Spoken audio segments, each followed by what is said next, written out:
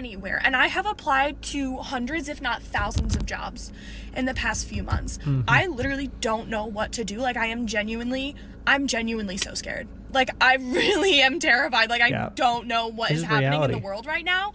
But, like, I am a good candidate. I don't know what's happening. This is the reality for a lot of people where they're like, they're good candidates, they're qualified, they're looking for jobs, they're trying hard, and they've got bills that they got to pay, but they're just not able to find jobs right now. And it's great to keep hearing that the economy's doing well and lots of jobs were added last month. But if your personal experience in the job market doesn't change where you're able to actually make a difference by looking for finding jobs, doing something you're passionate about, then all those numbers become meaningless. And it's led to a lot of people like her believing that the economy is not working for them. It sounds good to say things are doing good and unemployment is down and jobs are up, but if people like her are still struggling, then it doesn't really matter. I really feel like I'm never gonna get a job again. Like, I'm so scared because, like, I have been unemployed for 3 months. I'm not eligible for unemployment because I just moved here. 3 months is a long time to be unemployed, especially considering that you still probably got bills to pay. She's got a car, she's in a car, she's probably got car payments she's got to worry about. You still got food, water, electricity, insurance, all the things that you think about someone having to pay for in their day-to-day lives, you still have to pay for. And that's even scarier when there's absolutely no money coming in for 3 months. But I wonder at what point during that 3 months you just think, I'll take the first thing that I get. I go to Burger King and get, $8 to $10 an hour, or Walmart or Amazon or, UPS truck drivers. They're always looking for people at these like retail stores to carry boxes around. And you don't even have to do much, just like 25 or 30 hours a week to cover the absolute basic necessities to survive. And then you spend the other 20 to 30 hours per week that you would spend working, looking for a job full time. I am so stressed out. Like, this has never happened to me before. Like, I've always had a job. Like, I was an honor student, like third in my class, so successful in high school and college. And I have a bachelor's degree in poli-sci. I have 2 years of experience in mental health. I'm a great worker. I'm so organized. Well qualified. But nobody will even give me an interview. Not even getting an interview is kind of crazy. Now, to be fair, it is an unfortunate time to have a poli-science degree because federal work is not looking so good right now. Now, to be fair, state and local governments actually added a lot of jobs. Last month, they added like 63,000. It was like half of all jobs added were at the state and local government level. So maybe it's not a bad time for her to be looking at those state and local jobs. But her sentiment is absolutely valid. Lots of college graduates are realizing that it's really hard for them to find jobs, and nobody's completely sure why. The New York Fed actually talks about it here. Something strange and potentially alarming is happening at the job market for young, educated workers. According to the New York Federal Reserve, labor conditions for recent college graduates have, quote, deteriorated noticeably in the past few months, and the unemployment rate now stands at an unusually high 5.8%,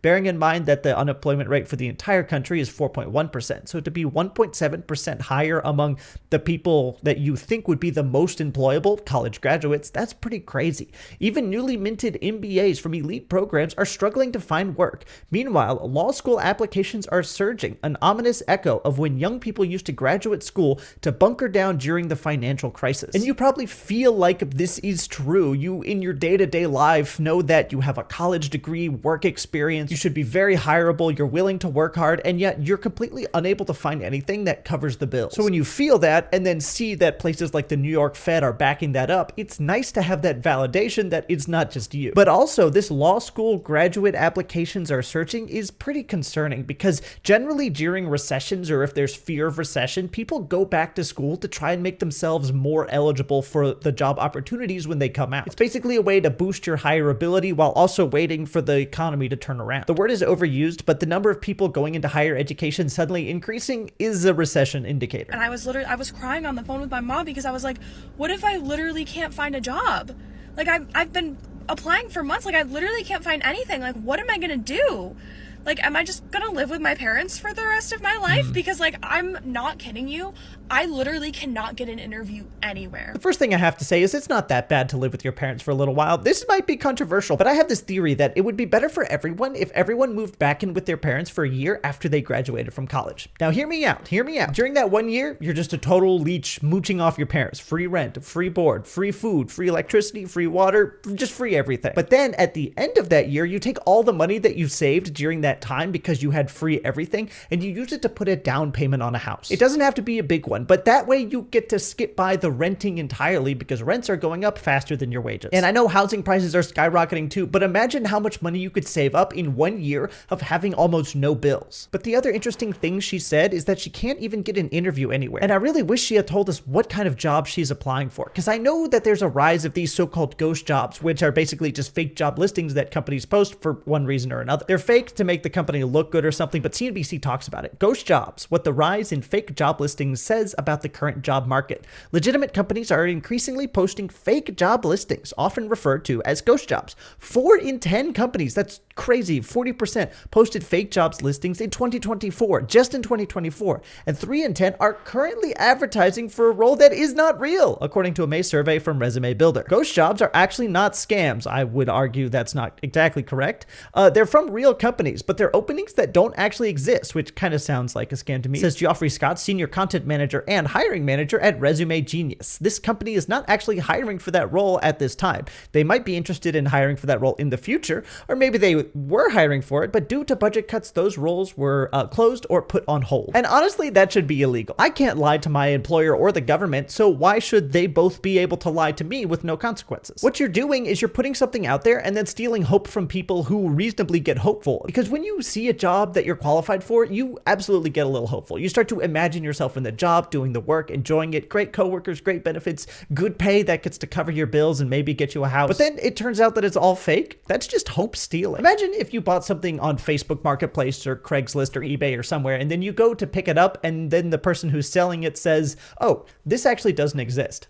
You'd be like, oh, then why did you put it on the website? The objective of these fake job postings is to trick someone. Maybe it's to trick potential employees. Maybe it's to trick current employees. Maybe it's to trick their managers. Maybe it's to trick investors who will look and see how many jobs they have open and assume the company's doing really well and give them more money. But at the bottom line, someone's being tricked and lied to, and that should be illegal. It's illegal to trick and lie to people around companies and money in every other aspect, except, weirdly enough, this one specific one where you can lie to everybody. I say the fatigue is real, bruh. It really is.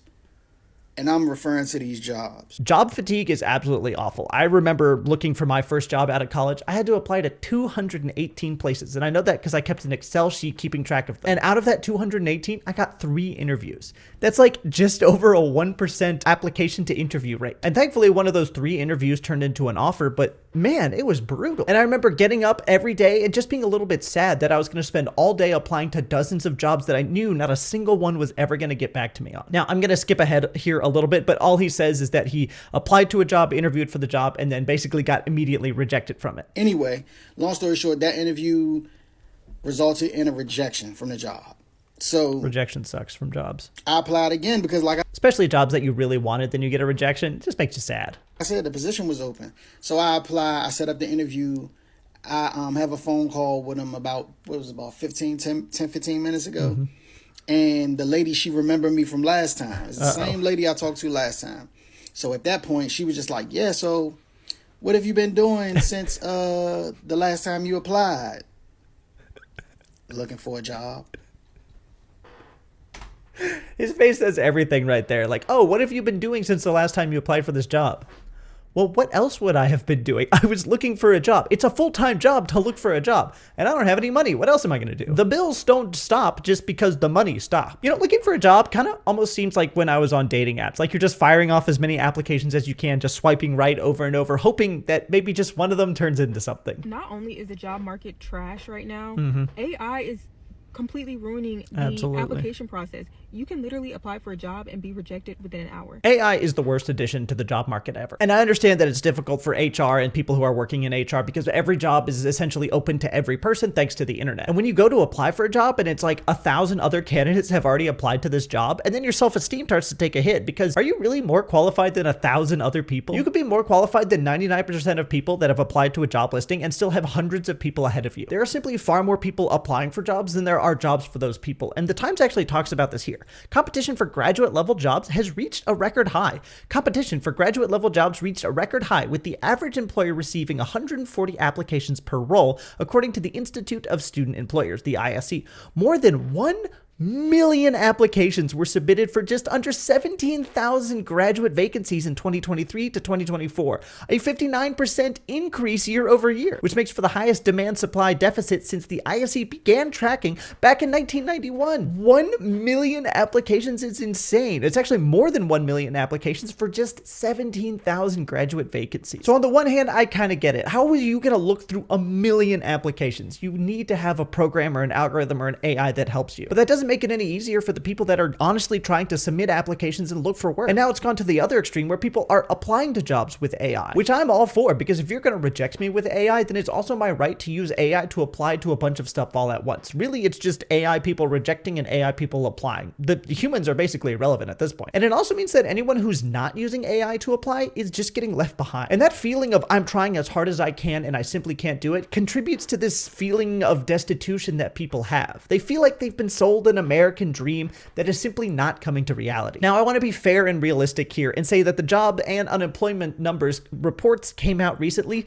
And as far as the total macroeconomy of all 330 million people living here are concerned, it's actually not too bad. U.S. payroll increases by 147,000 in June, more than expected. Job growth proved to be better than expected in June, boosted by government hiring as well as the labor market showing surprising resilience and likely took a July interest rate cut off the table. Non-farm payroll increased a seasonally adjusted 147,000 for the month, higher than the estimate for 110,000 and just above the upwardly revised 144,000 in May, the Bureau of Labor Statistics reported Thursday. April's tally also saw a small upward revision, now at 158,000, following an 11,000 job increase. And you can see the monthly job creation in the United States has actually not been doing too badly in 2025. We've had an increase from February to March to April, slight decrease into May, but then another increase into June. And this is at a time where inflation is, for the most part, not wildly out of control like it was in 2022, and other parts of the economy are doing okay. And I'm happy for every single person that managed to find a job. Good for them. It is rough out there. And I'm also happy for the people that were able to come out of unemployment. The unemployment rate dropped by 0.1%. That's awesome to see. But then you see things like this from the president, and it just feels out of touch. June, boom. Jobs report shows the economy continues to soar under President Trump. Under President Donald J. Trump's leadership, the economy had another stellar month, with wage increases for hardworking Americans, a falling unemployment rate, and a labor market that's once again benefiting American citizens. Look, I'm just as glad as the next guy that the numbers are good, but if people are still struggling, then your work isn't done. Statements like this give off the air that everything has been solved and everything is better. But don't pretend like you've solved everything. I'm just as glad as the next guy that the stock market is up. I have retirement. Obviously, I want my retirement to go up so I can retire with some money. But all this touting of everything is beautiful and wonderful kind of ignores the fact that a lot of things like the stock market really mainly impact rich people. She talks about Can we talk about how weird it is that people are defending rich people worrying about the stock market? The stock market largely benefits the rich and leaves poor people on the sidelines. About 90% of stocks sit in the hands of the top 10%. Who else doesn't care about the stock market? I'm not stressing about the rich losing money. You should not care if rich people lose money, but I do have bad news for you that 90% of the US stock sits in the hands of the top 10% is actually a bit low. You can see here, the wealthiest 10% of Americans own 93% of stocks, even with market participation at a record high. The wealthiest Americans have never owned so much of the stock market, with the top 10% now holding a record 93% of all US equities, according to the Federal Reserve data. Americans broadly have participating in the stock market at a higher rate, with a record 58% of households owning stocks in 2023, according to the Fed's survey of consumer finances. Hey, which is great to see. We need more people in the stock market. Still, stock ownership is skewed towards the top. By comparison, the bottom 50% of Americans own just 1% of all stocks and mutual fund shares in the third quarter, central bank data shows. The top 10% own 93% of stocks, and the bottom 50% own just 1%. That is a crazy wealth inequality gap. Imagine you had a room with 100 people in it and there were $100 in the room as well. You would kind of expect most every person has $1. 100 people, $100, 1 to 1. But then imagine you walked into the room and there are 10 people off to the side and they've got $93, and the other 90 people in the room have $7. Just 7. It is good news that a record number of people are buying into the stock market, but only 58% means that there are millions of people who have no stock and no retirement and probably no plan to do once they have to quit the workforce. For the people stuck paycheck to paycheck, we don't have extra cash to invest in stocks. You need disposable income to play that game. Not many have that. And she's right about that too. Most Americans cannot cover unexpected emergencies. You can see CBS talks about this. Most Americans can't afford a $1,000 emergency expense, report finds. Whether it's a busted refrigerator, car trouble, or medical issues, unexpected costs are a part of life. But even such routine curveballs often spell serious financial trouble for many Americans. That's according to the new Bankrate report that surveyed more than 1,000 U.S. adults about their ability to handle a surprise bill. Despite the country's current new low unemployment, the annual study found that 59% of Americans in 2025 don't have enough savings to cover an unexpected $1,000 emergency. Quote, "We are essentially a paycheck-to-paycheck nation," says Bankrate senior economist Mark Hamrick in a statement. "Fewer Americans have the equivalent of a financial safety net to cover inevitable unexpected expenses, despite low unemployment and steady growth. This is one of the consequences of elevated prices stemming from inflation, the impacts of which are still being felt." The wealth inequality in the United States right now is crazy, and it's only getting bigger, and it's getting bigger faster. But all these things that you talk about, whether it's low unemployment or high unemployment, or jobs being added or subtracted, or wages going up or down, or the stock market and what it's doing that day, it's just really hard to care when you're a college student trying to find a job. Thanks for watching.